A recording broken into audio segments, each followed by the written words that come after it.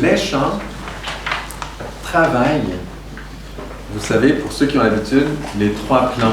Hein? Quand on dit le plan de la volonté physique, le plan émotionnel et le plan mental dans l'être humain. Eh bien, le chant, à travers le rythme, à travers la mélodie, ça veut dire les notes, hein, comment les mélodies vont, et aussi est-ce que c'est fort, est-ce que c'est doux, etc. Eh bien, touche le monde émotionnel, le rythme touche le monde de la volonté, et les paroles, les mots qui sont prononcés, le verbe qui est mis dans les chants, touche bien sûr le plan mental. Il y a des mots, ça nous touche le plan mental. Et donc les chants, c'est très particulier parce qu'ils touchent les trois plans. Et donc, on pourrait dire qu'il y a toutes sortes de choses qui touchent les trois plans, je comprends. Mais vraiment, c'est le cas avec les chants. Et il y a une autre couche qui est toute spéciale avec les chants, c'est que quand il y a des chants, mais là, vous avez écouté. Donc, vous avez écouté le chant qu'on vient de faire. Mais quand il y a des chants, on peut aussi les chanter. Et quand on chante, on écoute en même temps. On écoute pour s'accorder. Je ne sais pas à quel point on l'a bien fait là, mais normalement, on est supposé s'écouter. Et donc, on chante et on écoute. Pour ceux qui ont l'habitude de travailler avec moi, ça vous fait sûrement penser à quelque chose que j'adore, qui sont les deux principes. Donner et recevoir. Donc, un chant, si on reprend, c'est un être vivant qui s'exprime par le son, c'est clair, il s'exprime par le son, c'est vrai. Donc, il est comme un peu visible quand même, il est un peu entre les deux.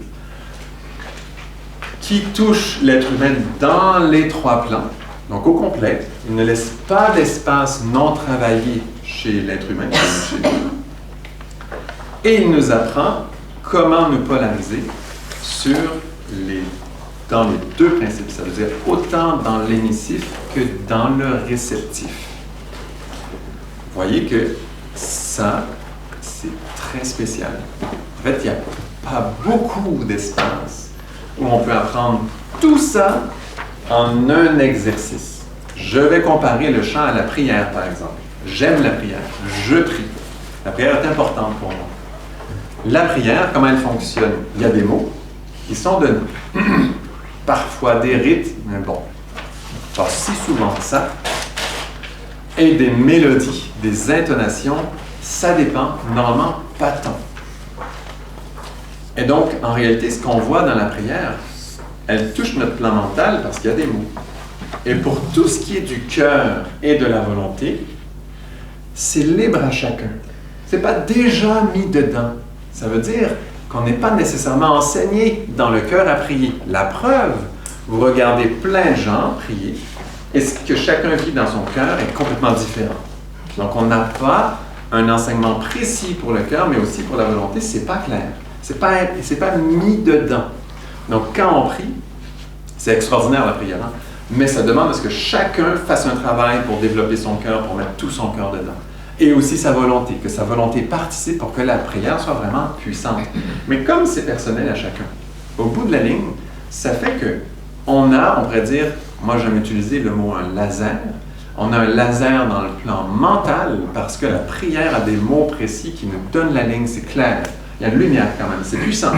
Déjà dans le plan mental, ça y est, c'est écrit, c'est très fort. Et on a un laser mental. Par contre, au niveau des émotions, au niveau de la volonté, on n'a pas un laser collectif. Ça veut dire qu'on n'a pas tous la même longueur d'onde exactement. Ce n'est pas la prière qui s'occupe de faire ça. Elle suggère des chemins, bien sûr. Et selon chacun, on avance à notre rythme. Et voilà, si on compare 10 personnes qui font un Notre Père, on vient de faire le Notre Père, là, hein, chanter. Si on compare 10 personnes qui font un Notre Père, le rythme de chacun sera probablement différent.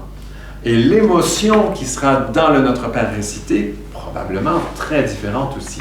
Dans un chant, tout ça, c'est comme un laser, mais dans les trois plans. C'est extrêmement puissant.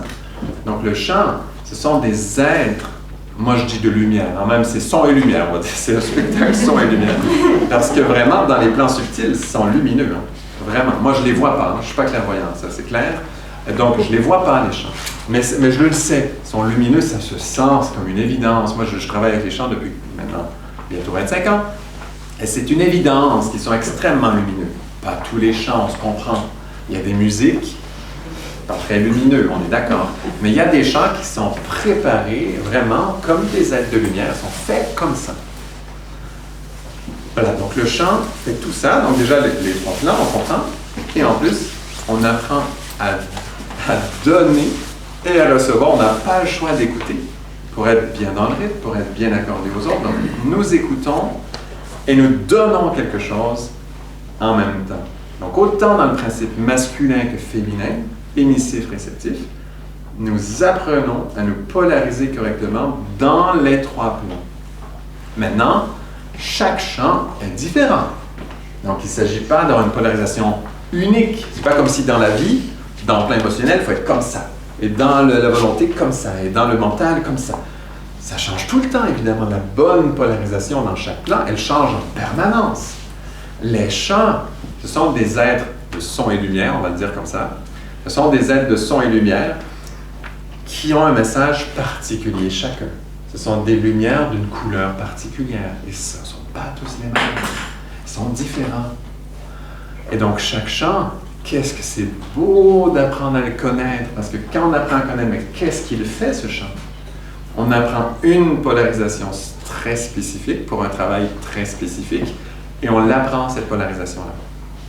Maintenant, les chants avec lesquels, ceux qu'on va vous présenter, ce sont des chants qui ont été créés par un maître spirituel. Je le sais, le mot maître spirituel fait peur à certains, je ne sais pas dans la salle à quel niveau, mais en général, même si on apprécie le terme, il y a une petite partie de nous qui a peur.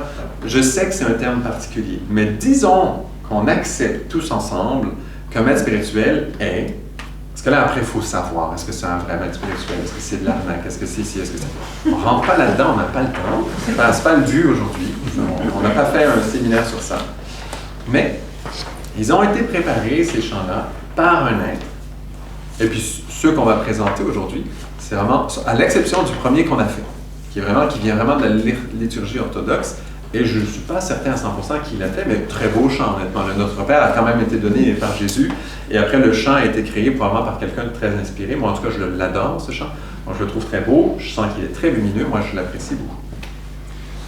Donc, ceux avec lesquels on va travailler, les 7 autres qu'on va travailler, ont vraiment été composés par un maître spirituel, mais spécialement d'harmonie, de sagesse, et qui était vraiment musicien. C'est le maître Peter Denov, un bulgare. C'est pour ça que c'est chanté en bulgare aussi. Les mots qu'on prend, ce sont des mots bulgares, vous entendrez. Ceux qui parlent le bulgare vont reconnaître, ceux qui parlent un peu des langues, je ne sais pas, en russe ou autre, vont reconnaître des mots, c'est sûr.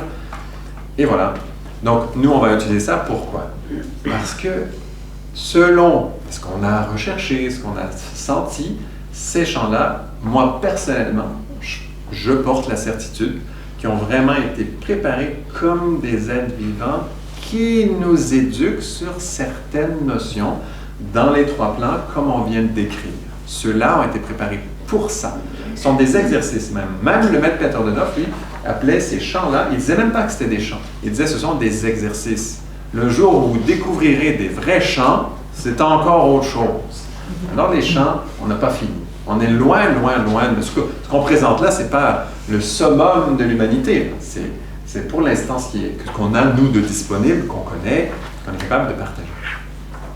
Et donc, on a choisi ces chants-là spécialement. Pourquoi? Parce que je les connais bien. Moi, je travaille avec eux depuis longtemps. J'ai vérifié personnellement dans mon propre travail à quel point ils sont vivants, à quel point ils ont été vraiment créés pour aider l'humanité, pour éduquer l'humanité. Ceux-là. Et je ne veux surtout pas discréditer d'autres chants par ça. Ce n'est pas une sélection, un clivage, ce n'est pas du tout l'idée. Hein. Ça, c'est ceux que je connais, ceux que je peux partager, ceux que je le sais. J'ai vérifié. Je travaille avec eux depuis environ 25 ans. Je le sais, ils travaillent. Moi, ils m'ont éduqué, ces chants. Pour ceux qui travaillent avec moi souvent, il y a des choses que vous avez reçues. Si j'étais capable de pouvoir travailler sur ça, c'est grâce à ces chants-là, en passant. Ils sont très puissants parce qu'ils nous éduquent réellement dans les 3 plans, en donnant et en recevant. C'est très spécial ce qui se passe avec ces chants. Voilà, je vais expliquer pourquoi on va chanter en bulgare, d'où ça vient quand même, il faut le savoir. C'est quand même important. Voilà. pour la petite histoire, ceux qui savent, moi j'ai un maître spirituel, c'est le maître Abraham Nikolai Ivanov. Son maître spirituel à lui, c'était le maître Peter Deneuf. C'est justement lui qui a écrit les chants avec lesquels je travaille. Pour que vous ayez le fil, tout simplement. C'est pas, je ne fais pas de la propagande, là, on se comprend. C'est très, très clair. Voilà, c'est pour savoir dans quoi on s'embarque, ça vient d'où, c'est quoi ça. Donc maintenant, je vais rajouter à ça un petit sujet extrêmement important pour moi. Et en fait, c'est quelque chose que je voulais faire depuis très longtemps, travailler avec des chants. Parce que, après ce qu'on vient de se partager, ce que font les chants, pour ceux qui ont le souhait, le désir dans leur cœur, de voir naître un système d'éducation meilleur pour les enfants, pour l'humanité. Moi, en tout cas, je porte ça super fort. Et je pense qu'il y en a d'autres dans la salle aussi. J'en parlais avec Anne hier soir et c'est quelque chose qui est souvent présent. Il y a déjà des systèmes bien, mais il y a quelque chose en dedans qui nous dit « qu'est-ce que j'ai hâte ?» Et puis en plus des systèmes d'éducation adaptés à cette ère du Verseau, qui va vraiment nous amener à ce que les aides de lumière, c'est pas un mystère bizarre qu'on connaît même pas à moitié, qu'on connaît, duquel on a peur, imaginez-vous. Hein? On en est presque là aujourd'hui. Hein? Dans l'humanité, c'est très près de ça. On va être honnête. Et donc, un système d'éducation qui nous amène à être à l'aise avec ces plans-là. À l'aise, ça ne veut pas dire aller planer dans des plans bizarres et pas être sur Terre. Hein? C'est pas ça, être à l'aise avec les plans invisibles. C'est être connecté à eux, savoir ce qu'ils font, savoir comment ça fonctionne, être bien avec tout ça, pour vrai, être sur Terre, là, dans notre corps. Hein? C'est très important. Et donc, les chants, moi, personnellement, je les considère comme la base du système d'éducation à venir. Et ça a l'air pour l'instant très petit, parce que c'est pas tellement commun de nommer ce qu'on vient de nommer aujourd'hui. On n'entend pas ça à la radio tous les jours, ce qu'on vient de partager avec les chants, voilà, ont un potentiel de ce type. Et là, en plus, on est accueillis par les deux ailes, chanter la beauté du monde. Je me suis dit, c'est le moment, je veux dire, s'il faut dire ça un jour ensemble, partager ça, c'est maintenant. Donc, merci Anne, non, c'est un peu grâce à toi. Je n'aurais pas fait ça sans ton association. Ça me touche tellement. C'est d'arriver à le faire, un beau système d'éducation où les enfants, les jeunes humains que nous sommes, parce qu'on est tous jeunes, eh bien, on puisse apprendre dans cette harmonie avec l'ère du Verseau, là, dans lequel on entre, si le Verseau ne vous plaît pas, les 2000 ans qui viennent, tout simplement. Et puis qu'on soit, comme ça, adapté à ce qui s'en vient et qu'il y ait vraiment un système d'éducation qui fonctionne avec ça. Les chants représentent, au jour d'aujourd'hui, ont ce potentiel d'être vraiment une base pour l'éducation à venir. Ça a l'air peut-être comme ça un peu utopique, je comprends. Mais plus on va approfondir là ce qu'on va faire cette fin de semaine, plus cette graine va peut-être dire « j'aimerais bien finalement sortir un petit peu, là, commencer à sortir mes petits pédoncules et puis tout ça. » Les chants, ce qui est bien, c'est qu'on peut les entendre. Ils sont invisibles, mais au moins il y a le son. Donc on se rapproche. Donc c'est un peu ça qu'on se propose dans cette fin de semaine. C'est d'aller vers ces plans subtils, mais on se donne des marches. On ne va pas tout de suite essayer de voir quelque chose dans les plans invisibles tous ensemble. On ne fera pas ça. Ça, c'est sûr que non. Par contre, ce qu'on fait, c'est qu'on se rapproche des plans subtils. C'est extrêmement important pour la suite des choses. Et ça risque de le devenir de plus en plus. Et pour se préparer dans ce qui vient, c'était vraiment important d'être près des plans subtils. Vous savez qu'on entend plein de nouvelles lourdes, dures, terribles de choses qui se passent déjà aujourd'hui. Et ce qui s'en vient, c'est pas impossible qu'il y ait des choses un peu plus difficiles. Ça se pourrait. Si ça va mieux, tant mieux. On va être très heureux que ça aille mieux. Mais disons que ça irait un peu moins bien. Ça va être extrêmement important pour être heureux, bien portant, en santé dans tous nos plans. Et vraiment, on se dirige vers ça. C'est 2000 ans de ça. Donc, si on y arrive, ça va être 2000 ans d'âge d'or parce qu'on va être extrêmement heureux de rencontrer ces plans-là. On va être très heureux. Quand on dit l'ère du Verseau, c'est l'âge d'or, oui, c'est vrai, c'est totalement vrai, mais il faut y arriver quand même. Et il y a des efforts à faire, puis déjà l'effort que vous avez tous fait pour être là aujourd'hui,